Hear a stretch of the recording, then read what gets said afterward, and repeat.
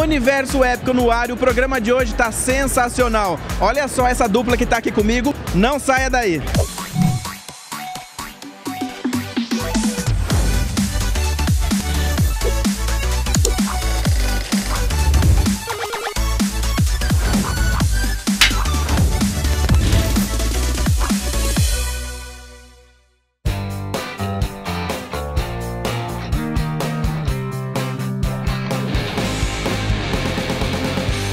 E agora o nosso bate-papo é com o Luke Ross, ele que está aqui do meu lado. Luke, vamos falar então um pouquinho sobre a sua carreira, né? Você começou lá em 91, como é que foi essa história? Eu comecei em 91 com uma cena de fanzines que rolava na cidade de Santo André, onde eu moro, né? E depois disso eu fui conhecendo o universo dos quadrinhos, pegando dica com profissionais de como produzir e tal, qual material certo para usar na produção de página, fui me envolvendo, participei de algumas exposições lá também, comecei a colaborar com fanzines do país todo e tal. Depois de um tempo eu decidi que queria me profissionalizar, aí eu fiz um estágio na Sketch Filmes, era um estúdio de animação, produzia a Turma do Arrepio, né? Então lá eu fiz um estágio de quase um ano. E depois na mesma época, depois de alguns meses, eu descobri que alguns brasileiros estavam começando a trabalhar para o mercado norte-americano, né, fazendo quadrinhos, com editoras independentes e tal. Então eu fui atrás do estúdio que estava agenciando esse pessoal e 3 meses depois eu já estava trabalhando profissionalmente já, né, peguei meu primeiro trabalho. E esse primeiro trabalho, né, no exterior, qual foi? O primeiro no exterior foi Blood is the Harvest. É uma história, uma minissérie sobre vampiros e tal, que não, eu peço pra ninguém ir atrás disso porque tá muito feio. O Luke passou também pela DC e agora na Marvel, né? Conta um pouquinho dessa história da DC e da Marvel pra gente. Certo. O meu agente na época mostrou o que eu vinha produzindo para os editores da DC. Aí eles me passaram Liga da Justiça na época. E depois eu fiz um projeto que era de uma criação do Jack Kirby, que era os New Gods, né? E aí esse material chegou na Marvel e eu recebi o convite lá em 94 ou 95, por aí. 1995, para desenhar o Homem-Aranha. E o Homem-Aranha, curiosamente, é o primeiro personagem de quadrinhos que eu li, né, na vida e tal. Tenho um carinho muito especial, adoro o personagem. E eu fiz essa edição, né, foi uma edição única, e o editor gostou muito do resultado dela e me ofereceu uma revista mensal, né? Então eu virei desenhista. Na época, acho que foi o primeiro desenhista brasileiro a ter uma revista mensalmente, né? E aí eu desenhei o Spectacular Spider-Man, fiquei quase 3 anos, né? Aí depois não parei mais, né? Desses heróis que você já desenhou, tem algum que você tem um carinho especial por ele? É o Homem-Aranha ou tem algum outro aí? Não, o Homem-Aranha é o que eu tenho um lugar especial no coração, assim, por ser o primeiro quadrinho de super-herói que eu li, porque eu gostava muito do personagem, das histórias e tal. Então eu me identificava muito com as histórias, né? Então foi a realização de um sonho poder fazer, né? Só que eu gosto de vários, né? Desenhei Homem de Ferro, que eu também gostava, Capitão América, Os Vingadores, já vi vários títulos dos Vingadores. Atualmente eu desenho para o universo Star Wars, que era outra paixão de infância e adolescência também, que segue até hoje. Bom, você já passou pela DC e pela Marvel, né? E tem aí, a gente sabe que tem aí uma rixa entre os fãs da Marvel e os fãs da DC, né? Como é que você fica aí? Você fica dividido? Você fica dividido.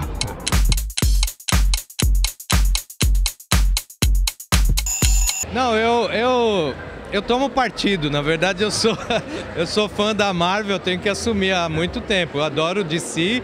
Mas assim, não é puxando o saco da casa, eu sou exclusivo da Marvel, né? Mas eu li muita coisa de Marvel, né? Então eu gosto muito dos personagens. Então. Mas a maior parte da galera curte as duas coisas, né? Tem muito fã de Marvel e DC aí, né?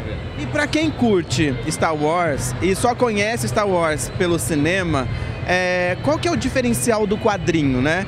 Quais histórias estão sendo contadas no quadrinho? Então, o quadrinho ele costuma criar pontes entre os filmes, né? Então eles começam a desenvolver melhor as histórias, né? Para explicar os acontecimentos do filme, né? Eu mesmo no momento estou desenhando uma história que se chama Age of Republic, que vai contar um pouco da motivação, né, do Darth Maul para poder para se tornar aquele Sith tão odiado e explica bem o ódio que ele tem pelos Jedi. Então o quadrinho acaba explorando essa parte que não foi mostrada nos filmes, né? Então não só o quadrinho, os livros, as séries, todos os outros materiais de Star Wars costumam agregar na história como um todo, né? Luke, pessoal então gostou do seu trabalho, quer saber mais sobre você, como é que te encontra? Então, eu estou no Instagram como Luke Ross Art e no Twitter Luke Ross Marvel, @LukeRossMarvel.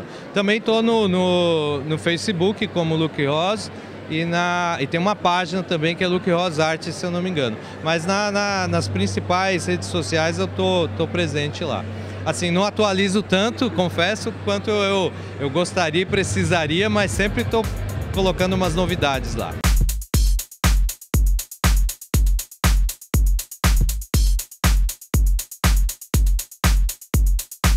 Olha só quem está aqui do meu lado, o Caio. Nosso bate-papo com ele agora. E ele vai contar sobre o trabalho dele, né? Caio, qual que é o seu último trabalho aqui? Que tem bastante, né? Tem bastante. Meu último trabalho é esse daqui, que é o Onsen. É um quadrinho sobre... Eu sempre tento discutir nos meus quadrinhos algumas questões assim, filosóficas, né? Questões pessoais. Então, mesmo que eu fique brincando com gêneros, temáticas diferentes, eu sempre tento fazer disso assim, meio que o meu estilo de narrativa como autor, né? Porque eu tenho quadrinho de ficção científica, quadrinho com uma brincadeira mais medieval, e esse daqui ele é mais contemporâneo, assim, é uma história mais, a gente chama de histórias do cotidiano, slice of life, né? E a história de um estrangeiro visitando o Japão pela primeira vez, e ele vai numa casa de banho. Então eu falo sobre o choque de cultura, né, as diferenças entre culturas, povos, mas isso é meio que só um pano de fundo para discutir, na verdade, a questão de você se sentir pertencente assim, ao seu ambiente, né? Você tá confortável com o mundo à sua volta, né? Então o personagem ele tá num lugar completamente diferente, completamente alheio à cultura dele, mas eu tento justamente fazer o contraponto de como que a gente se sente mesmo dentro do nosso ambiente, dentro da nossa cultura, né? E o que é mais gostoso? Qual gênero que você gosta mais de roteirizar, né, desenhar? O que você fica mais à vontade? Cara, eu meio que assim, aprendi que aí é uma questão pessoal minha, né? Eu realmente não tenho gênero favorito, assim, um estilo favorito de ambientação ou às vezes até de arte, porque eu brinco um pouco com variar um pouco o estilo de desenho, né? Às vezes uma história pede algo um pouco mais realista, às vezes uma história pede algo um pouco mais cartunesco, então até isso eu vou brincando. O que eu aprendi, assim, que nesses projetos autorais, o que eu aprendi que é meio que o meu gosto maior, assim, é pensar em qual que é a mensagem do projeto, sobre o que eu vou discutir, sobre o que eu vou falar. E aí roteiro, texto, ambientação e desenho são meio que só plataformas, assim, para eu discutir essa mensagem, para eu discutir essa história, né? E por falar em plataforma, né? Gênero já tem aqui diversos, né? E tem plataforma também game, que você fez aí um game. Me conta um pouco sobre ele. Esse foi um projeto que a gente começou já faz muitos anos, era um projeto primeiro para o YouTube, né, que eu fiz junto com um youtuber que chama Marcos Castro. Eu vou me apresentar, sou o herói desta canção e a princesa vou resgatar do terrível vilão. Nada vai me parar, nada vai me impedir, pois dou saltos de 5 metros e não me machuco ao cair. Sou um bravo guerreiro, mas por mais que eu tente, eu sempre me machuco quando encosto em uma serpente. Então a gente fez uma série de vídeos em que a gente brincava um pouco com a ideia, assim, que o Marcos Castro é um comediante, né? Então a brincadeira que a gente fez é como se um personagem de videogame, né, num certo estilo de videogame, um game plataforma, meio com inspirações, né, de Mario Bros, Sonic, Wonder Boy. O que aconteceria se esse personagem tivesse consciência da estranheza que é o mundo à volta dele, né? E daí saiu esse projeto de vídeos, que é um personagem brincando com, assim, a linguagem do videogame, as estranhezas da linguagem do videogame. E o que aconteceu foi que o pessoal perguntava tanto pra gente, assim, putz, quando vocês vão fazer um jogo? Esse vídeo é tão legal, parece um jogo, não vai sair um jogo. Que aí a gente percebeu que, assim, acho que o momento realmente de fazer um jogo. A gente financiou um projeto através de crowdfunding, né, foi através do Catarse. A gente financiou esse jogo que saiu em 2015, saiu alguns anos depois. É um jogo, assim, super legal, foi muito legal ter participado, porque ele é realmente, assim, é um projeto grande para os padrões de projetos indie, projetos brasileiros de game, né? Então ele foi meio pioneiro, principalmente pela brincadeira de linguagem, porque a gente repetiu o que acontecia no vídeo. Então no jogo, conforme você vai jogando, o personagem com quem você está jogando, ele começa a pôr em questão, a pôr em dúvida as coisas que estão acontecendo à sua volta.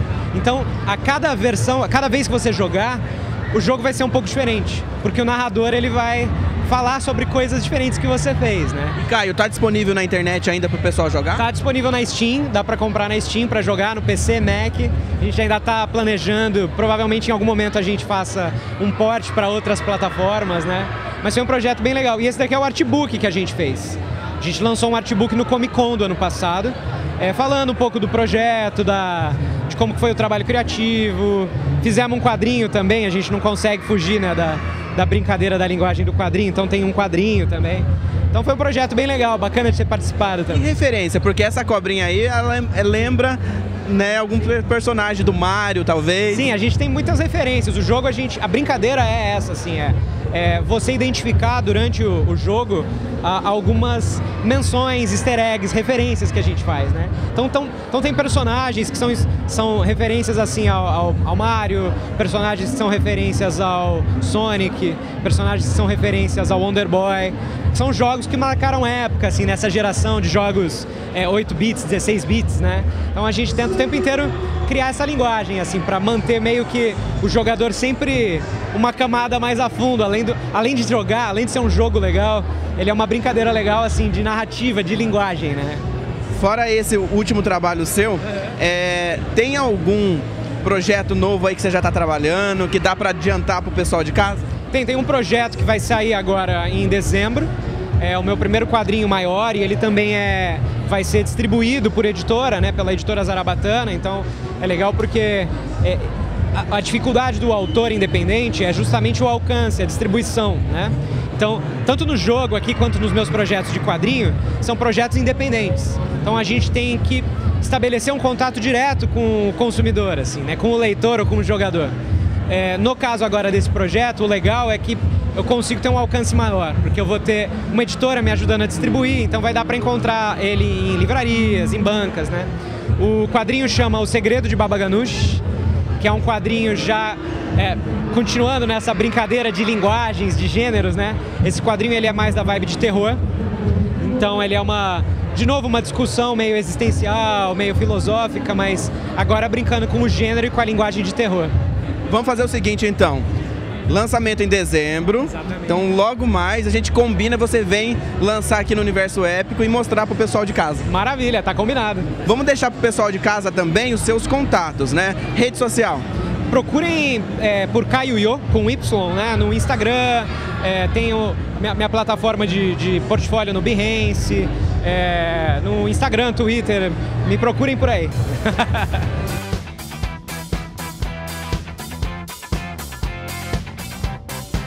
Universo Épico vai para um rápido intervalo e a gente volta já!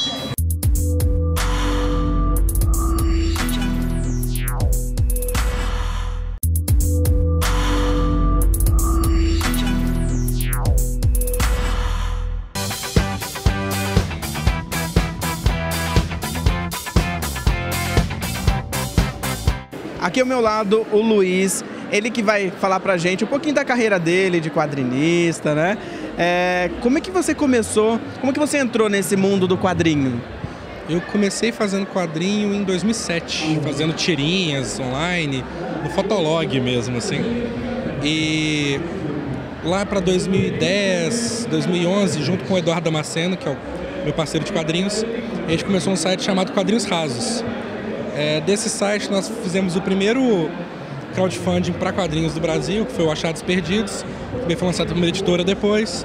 E aí vieram uma série de livros, veio o Cosmonauta Cosmo, Kiral, e a gente lançou 2 gráficos MSP, o Bidu Caminhos e o Bidu Juntos. E depois a gente voltou para os quadrinhos online com o Mundo Aberto, que entrou no hiato agora. E agora começando a promoção de um quadrinho, uma história longa, que vai demorar um tempinho para sair ainda, mas já está em produção. Pelo que você estava me falando, é um quadrinho de mais de 500 páginas, é isso? É algo aproximado aí. A gente está vendo se vai ficar quase 500 ou mais de 500. A produção, ela, às vezes, obriga uma mudança em cima da hora, mas a média deve ser por aí.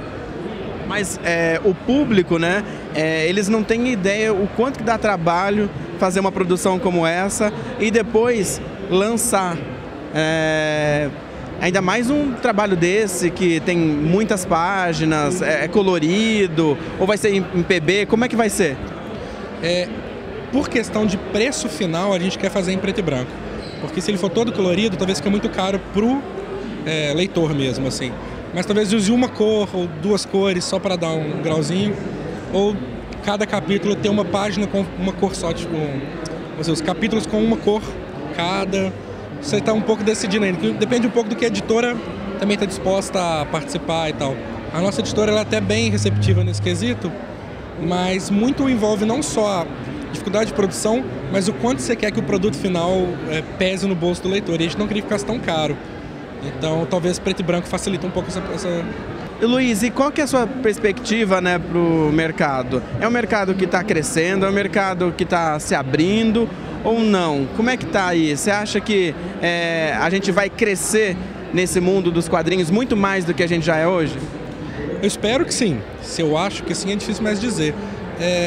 No mundo, a partir do advento digital, assim, a indústria literária, a indústria de impresso, de forma geral, ela é a segundo lugar em lucro, né? Ela perde só para de videogame. Ganha de cinema, ganha de outras.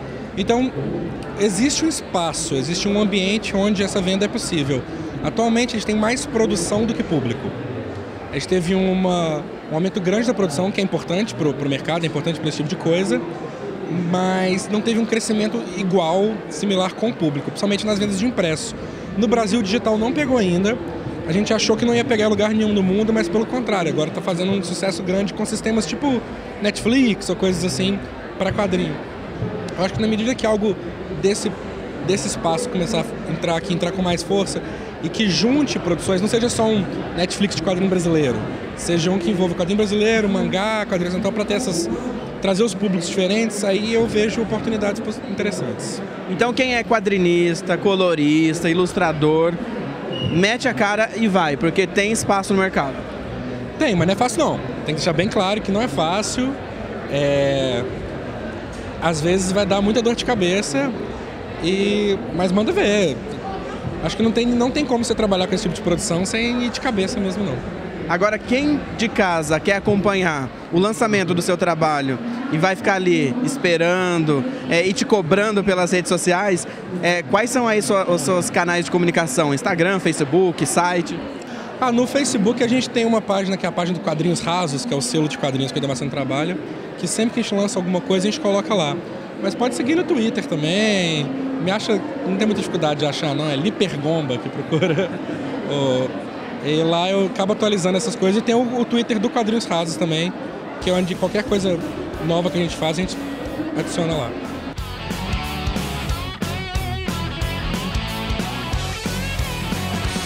E agora eu converso com o Vitor Cafage, ele que vai falar pra gente, né, Como que começou a sua carreira de quadrinista? Eu sempre gostei de ler quadrinhos e de repente eu comecei a fazer uma tirinha na internet, que era uma fanfic sobre a infância do Homem-Aranha, e essa tirinha foi me trazendo convites para fazer outros trabalhos. E aí eu comecei a desenhar uma tirinha para o jornal o Globo, que é o Valente, e também recebi convite para trabalhar com os personagens do Maurício de Souza, da Turma da Mônica, né? E foi o maior trabalho que eu já fiz até hoje. E aí, quando você faz a tirinha, né, para um roteiro de quadrinho, qual que é a diferença, né? Qual que é o desafio? A tirinha, você tem um espaço bem limitado, né, para contar uma ideia, contar uma história. Então, você tem que ser bem sucinto com as suas ideias e aproveitar o espaço da melhor forma possível, fazer com que texto e imagem falem informações que complementam para formar uma ideia. Ficou confuso, mas acho que é isso. E o quadrinho já é mais, vamos dizer assim, elaborada, mais tranquila, sem tanta pressão do jornalismo diário? Tem pressão também. Quando o prazo está acabando, a pressão é grande, mas realmente você tem um espaço bem maior para desenvolver todas as ideias que você tem, as histórias, e pode fazer um traço mais elaborado, pode colorir de forma mais elaborada também. É parecido, mas é diferente. O Valente é uma criação sua e que você foi convidado para levá-lo para o jornal, ou o jornal encomendou o Valente? Como é que foi? O jornal já conhecia outros trabalhos meus e pediram que eu criasse alguma coisa para eles. Então o Valente surgiu dessa ideia. Ele é uma criação 100% minha, mas que só aconteceu graças ao convite do jornal. E já o trabalho com a produção do Maurício de Souza, você participou aí de Laços, né, Lições e Lembranças, né? Você participou então aí, né, da produção do Maurício de Souza, Laços, Lições e Lembranças, né? Como é que foi esse trabalho? Que é bem diferente daquilo que a gente já estava acostumado a ver, né? A gente foi convidado, minha irmã e eu, para fazer uma história com a Turma da Mônica que a gente mostrasse a nossa visão dos personagens. Então a gente teve liberdade total para tratar dos temas que a gente quisesse, para apresentar a história como a gente quisesse, e liberdade total também para desenhar eles no nosso traço. Frio na barriga. Oi? Frio na barriga. Frio na barriga, mas nem foi tanto, cara. Foi depois do sucesso da primeira de Laços que veio um frio na barriga maior para fazer a continuação, que foi Lições. Mas para fazer Laços a gente ficou tão feliz, tão empolgado com tudo que saiu naturalmente. E o live action que vai sair agora no cinema é baseado em Laços? Isso, baseado em Laços. Nós a gente tá bem feliz, bem empolgado com essa história.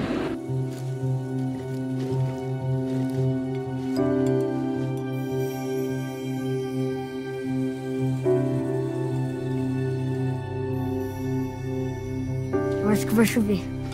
Eu tô com fome. Eu tenho um plano infalível. Eu sou a dona da rua.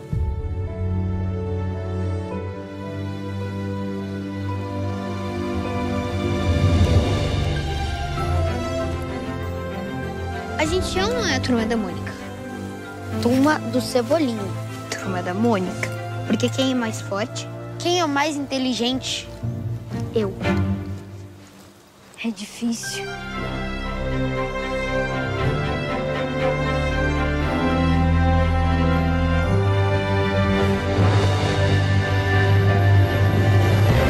O que o público então pode esperar, né, não sei se você tem esse contato com o filme, né? O que o público pode esperar? Então, o filme é uma adaptação de Laços.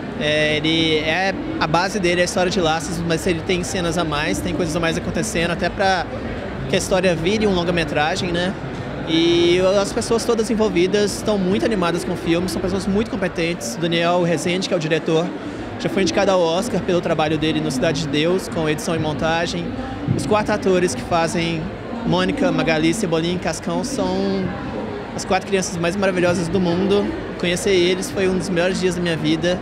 E todo mundo está fazendo o filme não só com a competência que tem, mas com um amor absurdo. Acho que vai ficar incrível. Pessoal de casa, né, que acompanha seu trabalho ou que quer acompanhar ainda mais, tem lançamento por vir? Como é que está aí a questão de trabalho? Eu estou terminando agora o último livro de tirinhas do Valente. Vai ser o 6º e último livro. Vai ser lançado, se Deus quiser, se tudo der bem certo, na Comic Con Experience, em São Paulo, em dezembro. E aí, ano que vem eu quero ver se eu foco em outros trabalhos, outros projetos, outras ideias. Então a gente vai se encontrar lá na Comic Con, porque o Universo Épico também vai cobrir. Então a gente já vai, em primeira mão, cobrir esse lançamento seu. Beleza, a gente se vê lá então. Pessoal, então, tem contato? Instagram, Facebook para acompanhar? Não, Instagram, Fito Cafage mesmo, é o que eu tenho mais atualizado atualmente. Interagindo com a gente.